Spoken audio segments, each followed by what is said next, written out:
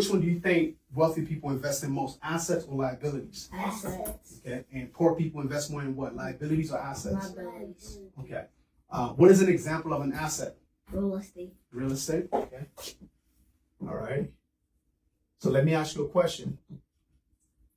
If we have a house that we're living in and we're the one paying for it every single month, is it an asset or a liability? It's gonna be a liability. Is it and why is it a liability? Because you're not making money. You're not making money. Money's coming out of your pocket. Now, what if we own a second house and the person who's renting the house from us is paying us every single month? Is it an asset or a liability? It's an asset. Why?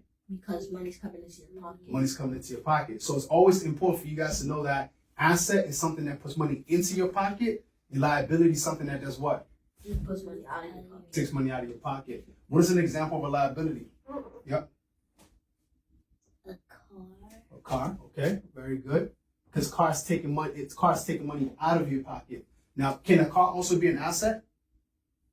Yes. Yep. So, for example, remember when I rented a car from Turo about a year ago? Right. I rented a car from someone else. Was the car an asset to me or a liability? A liability. A liability. And was it an asset to the other person? Yeah. Yeah. So that means your car can also help you make money if you know how to do it. What is an example of liability? Shoes. Okay, because it's not putting any money into your pocket. An example of an asset. Stocks. Okay. And why is stocks an asset? Because you're investing in other companies and money's coming into your pocket. And money's coming into your pocket, so your money's growing, right? Because you're investing. Good. Another example of liabilities. A phone. Okay. All right. Phone is a liability.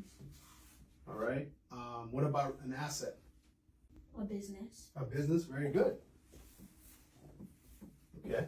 So when you own a business, for example, mommy owns a business, a bakery business. Every time she bakes a cake for a client, she makes money. That's an asset. All right. You talked about starting a jewelry business. Is that a liability or an asset? Asset. So that means your jewelry is actually an asset because when you sell it, it puts money into your pocket.